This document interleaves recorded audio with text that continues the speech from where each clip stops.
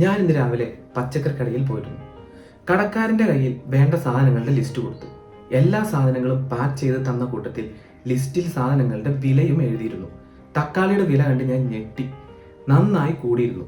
കടക്കാരൻ ചിരിച്ചുകൊണ്ട് പറഞ്ഞു, തക്കാളിക്കൊക്കെ പൊന്നും വിലയാണെന്ന്. കാര്യം തിരക്കിയപ്പോൾ മാർക്കറ്റിൽ കിട്ടാനില്ലായിരുന്നു എന്നായിരുന്നു അയാളുടെ മറുപടി.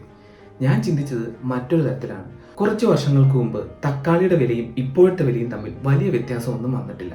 പക്ഷേ ഗോൾഡിന്റെ കാര്യം അങ്ങനെയല്ല.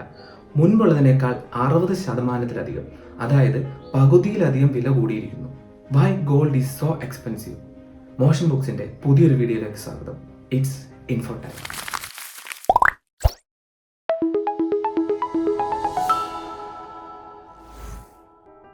സ്വർണം വിലപിടിപ്പുള്ളതും ആഡംബരത്തെ കാണിക്കുന്നതും ആയി വളരെ മുൻപ് തന്നെ മനുഷ്യൻ മാറ്റിയിരുന്നു. പല രീതിയിലും സ്വർണം നിർമ്മിച്ചെടുക്കാം എന്ന് പറഞ്ഞ് ധാരാളം ആളുകൾ മുന്നോട്ട് വന്നിരുന്നു. ഇന്ന് പല കണ്ടുപിടുത്തങ്ങളുമായി വരുന്നുമുണ്ട്. അതിൽ ചിലർ അത്ഭുത സിദ്ധിയിലൂടെയാണ് അത് തേടുന്നതെന്നും അവകാശപ്പെടുന്നുണ്ട്. നിങ്ങളിൽ കുറച്ചു പേരെങ്കിലും അങ്ങനെയുള്ള ആളുകളെ കണ്ടിട്ടുണ്ടാവും. പക്ഷേ ഇത് പോസിബിൾ ആണോ? അതറിയണമെങ്കിൽ ഗോൾഡ് രൂപപ്പെടുന്നത് എങ്ങനെയെന്ന് മനസ്സിലാക്കണം. ഏതൊരു മൂലകത്തിന്റെയും പോലെ തന്നെ സ്വർണത്തിന്റെയും ഉൽപാദന കേന്ദ്രം നക്ഷത്രങ്ങളാണ്. പ്രപഞ്ചത്തിൽ ഏറ്റവും അധികം കാണപ്പെടുന്ന മൂലകം ഹൈഡ്രജനാണ്. നക്ഷത്രങ്ങളിലും അങ്ങനെ തന്നെ. നക്ഷത്രങ്ങളിൽ തീവ്രമായ ഗുരുത്വാകർഷണം മൂലം ഉള്ള മർദ്ദം കാരണം ഹൈഡ്രജൻ ആറ്റങ്ങൾ ഫ്യൂസ് ചെയ്ത് ഹീലിയം ആറ്റങ്ങൾ ഉണ്ടാകുന്നു. ഇങ്ങനെ മൂലകങ്ങളുടെ ന്യൂക്ലിയസ് കൂടിച്ചേർന്ന് മറ്റൊരു മൂലകം ഉണ്ടാകുന്നതിന് നമ്മൾ ഫ്യൂഷൻ എന്നാണ് പറയുന്നത്. വളരെ തീവ്രമായ എനർജിയാണ് ഫ്യൂഷന്റെ ഫലമായി പുറത്തേക്ക് വരുന്നത്.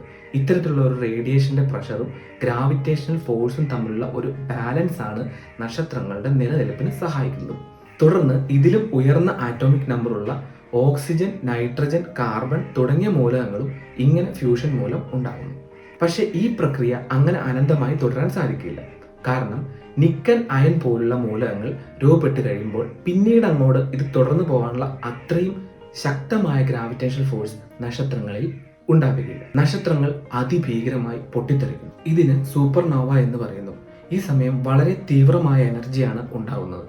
ഈ എനർജി ബേസ്റ്റ് മൂലം ഇലക്ട്രോണും പ്രോട്ടോണുകളും കൂടിച്ചേർന്ന് ന്യൂട്രോണുകൾ ഉണ്ടാകുന്നു. ഇങ്ങനെ സ്വതന്ത്രമായി കാണുന്ന ന്യൂട്രോണുകളെ അയൺ, നിക്കലും പോലുള്ള മൂലകങ്ങൾ അബ്സോർബ് ചെയ്യുന്നു. തുടർന്ന് കൂടുതൽ ന്യൂട്രോണുകൾ അബ്സോർബ് ചെയ്യുന്നതിന് ഫലമായി സിൽവർ, ഗോൾഡ് മുതൽ യുറേനിയം വരെയുള്ള മൂലകങ്ങൾ ഇവിടെ ഉൽപ്പാദിക്കപ്പെടുന്നു. ഇത് വളരെ കുറച്ച് സമയം കൊണ്ടുണ്ടാവുന്ന കാര്യമാണ്. ഈ സൂപ്പർനോവ എക്സ്പ്ലോഷന്റെ തീവ്രത മൂലം സ്പേസിൽ വളരെയധികം ഏരിയയിൽ ഈ മൂലകങ്ങൾ വ്യാപിക്കുന്നു. പിന്നീട് കാലക്രമേണത്തിൽ ഈ പ്രദേശങ്ങൾ തണുക്കുകയും ഇവിടെ വ്യാപിച്ചിരുന്ന അവശിഷ്ടങ്ങൾ ചേർന്ന് പുതിയ നക്ഷത്രങ്ങളും ഗ്രഹങ്ങളും ഉണ്ടാവുകയും ചെയ്യുന്നു. ഇങ്ങനെയുള്ള അവശിഷ്ടങ്ങളിൽ നിന്നും തന്നെയാണ് ഭൂമിയും ഉണ്ടായിരിക്കുന്നത്. സൂപ്പർനോവ എക്സ്പ്ലോഷൻ വളരെ റെയറായി മാത്രം സംഭവിക്കുന്ന ഒന്നായതുകൊണ്ട് ഗോൾഡ് പോലുള്ള മൂലകങ്ങൾ വളരെ കുറവായി കാണപ്പെടുന്നു. പലതരം ജിയോ തെർമൽ ആക്ടിവിറ്റി മൂലം വെയിൻ ഷേപ്പിലാണ് ഗോൾഡ് ഭൂമിയിൽ വ്യാപിച്ചു കിടക്കുന്നത്. അതുകൊണ്ട് ഗോൾഡ് മൈനിങ് വളരെ എക്സ്പെൻസീവ് ആണ്. വളരെ കുറച്ച് മാത്രമാണ് ദീർഘമായ മൈനിങ്ങിലൂടെ കിട്ടുന്നത്. ഇന്ന് വരെ ഖനനം ചെയ്യപ്പെട്ടുള്ളത് 93,000 മെട്രിക് ടൺ സ്വർണം മാത്രമാണ്. ഇത് ഭൂമിയിൽ ആകെയുള്ള സ്വർണത്തിന്റെ പകുതിയോളം വരും. ഇത് തന്നെ ഏകദേശം 3 ഒളിമ്പിക് സ്വിമ്മിംഗ് പൂളിന്റെ അത്രയും മാത്രമേ വരികയുള്ളൂ. ഇപ്പോൾ നിങ്ങൾക്ക് മനസ്സിലാവുമല്ലോ സ്വർണം അത്ര നിസ്സാരമായി ഉണ്ടാക്കുവാൻ സാധിക്കുന്ന ഒരു വസ്തുവല്ല എന്ന്. ഇനി പാർട്ടിക്കിൾ ആക്സലറേഷൻ പോലുള്ള ആക്ടിവിറ്റീസിലൂടെ സ്വർണം നിർമ്മിക്കാൻ ശ്രമിക്കുന്നുണ്ട്. ഇങ്ങനെ ആർട്ടിഫിഷ്യലായി 1 ഗ്രാം സ്വർണം നിർമ്മിക്കണം എങ്കിൽ എത്ര സമയം വേണ്ടി വരുമെന്ന് പറയാൻ പോലും പറ്റില്ല. ഗോൾഡിന്റെ വില ഒരു ഓർഗനൈസേഷനും സെറ്റ് ചെയ്യുന്നതല്ല. അതിന്റെ വില ഭൂമിയിൽ നിന്നും ഖനനം ചെയ്യുന്നത് മുതൽ ശുദ്ധീകരിക്കുന്ന വരെയുള്ള കോസ്റ്റ് ഡിപ്പെൻഡ് ചെയ്തിരിക്കുന്നു.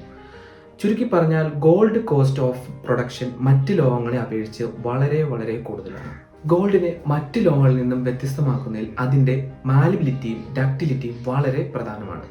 ഗോൾഡ് എത്ര വേണമെങ്കിലും അടിച്ചു പരത്തുവാനും നൂല് പോലെ നീളമുള്ള രൂപത്തിൽ ആക്കുവാനും സാധിക്കുന്നു. 1 ഔൺസ് സ്വർണം, അതായത് ഏകദേശം 29 ഗ്രാം അപ്രോക്സിമേറ്റ്ലി വരുന്ന സ്വർണത്തിന് നമുക്ക് 80 കിലോമീറ്ററോളം നീളം വരെ നീട്ടിയെടുക്കാം എന്നാണ് പറയുന്നത്. മറ്റ് ലോഹങ്ങൾ പോലെ രാസപ്രവർത്തനങ്ങൾ മൂലം ഇരുണ്ടു പോകുന്നില്ല എന്ന സ്വർണത്തിന്റെ പ്രത്യേകതയാണ്.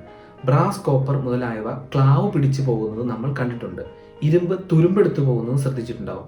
ഓക്സിഡേഷൻ മൂലമാണ്, അല്ലെങ്കിൽ ഓക്സിജനുമായുള്ള റിയാക്ഷൻ കാരണമാണ് സംഭവിക്കുന്നത്. പക്ഷേ സ്വർണം വളരെ റെയറായി മാത്രമാണ് ഓക്സിഡേഷന് വിധേയമാവുന്നത് എന്ന് ഇതിന്റെ മറ്റൊരു പ്രത്യേകതയാണ്. വളരെ കാലം മണ്ണിനടിയിൽ കിടന്നാലും അത് ദ്രവിച്ചു പോവുകയോ ഒന്നും ചെയ്യാത്തത് കൊണ്ട് തന്നെ വർഷങ്ങൾ പഴക്കമുള്ള പുരാതന സ്വർണ്ണാഭരണങ്ങൾ കേടുകൂടാതെ ഗവേഷകർ കണ്ടെടുക്കുന്നത് നമ്മൾ വാർത്തകളിലും മറ്റും ശ്രദ്ധിച്ചിട്ടുണ്ടാവുമല്ലോ. ഇത്രയും ക്വാളിറ്റീസ് ഉള്ള സ്വർണത്തെ നല്ലൊരു ഇൻവെസ്റ്റ്മെന്റ് മോഡലായി കാണുന്നതിൽ തെറ്റ് പറയാനാവില്ല. പക്ഷേ നമ്മൾ അറിഞ്ഞിരിക്കേണ്ട മറ്റൊരു വസ്തുതയുണ്ട്. ഭൂമിയുടെ ഉപരിതലത്തിൽ നിന്നും ഖനനം ചെയ്തെടുത്തിട്ടുള്ള ആകെ സ്വർണം നമ്മൾ ഓരോരുത്തർക്കുമായി തുല്യ അളവിൽ വീതം വെച്ചാൽ ഒരാൾക്ക് ലഭിക്കുന്നത് വെറും 1 ഔൺസ് സ്വർണം മാത്രമാണ്. ഖനനം ചെയ്ത് പുറത്തെടുത്തുള്ള സ്വർണത്തിന്റെ പകുതിയിലധികം, അതായത് ഏകദേശം 50% ജ്വല്ലറി രൂപത്തിലാണ് മാറ്റിയെടുത്തിരിക്കുന്നത്. ബാക്കിയുള്ളതിൽ പകുതിയിലധികം പ്രൈവറ്റ് ഇൻവെസ്റ്റ്മെന്റ് രൂപത്തിലാണ്. 17% സെൻട്രൽ ബാങ്ക് ഇൻവെസ്റ്റ്മെന്റ് ആക്കിയിരിക്കുന്നു. 13-14% മാത്രമാണ് മറ്റ് പ്രാക്ടിക്കൽ ഉപയോഗങ്ങൾക്കായി നമ്മൾ മാറ്റിയിരിക്കുന്നത്. ഇലക്ട്രോണിക് ഉൽപ്പന്നങ്ങൾ മുതൽ കൊറോണ ടെസ്റ്റ് വരെ സ്വർണത്തിന്റെ സാന്നിധ്യമുണ്ടെന്ന് പറയപ്പെടുന്നു. ഇനി സ്വർണം എന്നൊരു വസ്തു ഈ ഭൂമിയിൽ ഇല്ലായിരുന്നുവെങ്കിൽ നമ്മുടെ ഇന്നത്തെ ജീവിതത്തിൽ എന്തെങ്കിലും മാറ്റം സംഭവിക്കുമായിരുന്നു എന്നത് ആലോചിക്കേണ്ട കാര്യം തന്നെയാണ്. ഇന്ന് സൂപ്പർ കാർസ് പോലെ തന്നെ സ്വർണവും ഒരു ലക്ഷറിയുടെ സിമ്പിളായി മാറിക്കഴിഞ്ഞിരിക്കുന്നു. സ്വർണം കാലം കഴിയുന്തോറും വില കൂടി വരുന്നതിന്റെ പ്രധാന കാരണം എന്താണ്? ഈ പറഞ്ഞതിനേക്കാൾ എല്ലാം ഉപരി ഹ്യൂമൻ മെന്റാലിറ്റി തന്നെയാണ്. പുരാതന കാലം മുതൽ സ്വർണം വളരെ മൂല്യമായ ഒന്നായി മനുഷ്യൻ വിശ്വസിച്ചിരുന്നു. ആ വിശ്വാസം ഇന്നും തുടർന്നു പോകുന്നു. ആർട്ടിഫിഷ്യലായി സ്വർണം നിർമ്മിക്കുന്ന ഒരു കാര്യം വന്നാൽ അത് എപ്പോൾ വരുമെന്നറിയില്ല. എങ്കിലും അങ്ങനെ ഒരു അവസ്ഥ വന്നാൽ ഇന്ന് സ്വർണം ധാരാളം പണം മുടക്കി ഇൻവെസ്റ്റ് ചെയ്തിരിക്കുന്നവരുടെ അവസ്ഥ എന്തായിരിക്കും? അങ്ങനെ ഒരു സാഹചര്യം വന്നാൽ സ്വർണത്തിന് ഈ മൂല്യം ഉണ്ടാകുമോ? ഒന്ന് ആലോചിച്ച് നോക്കൂ. നിങ്ങൾക്ക് ഈ വീഡിയോ ഇഷ്ടമായെങ്കിൽ please like, share and subscribe. Thank you for watching. പുതിയൊരു വീഡിയോയുമായി നിങ്ങളുടെ മുന്നിൽ വീണ്ടും വരും. Good bye.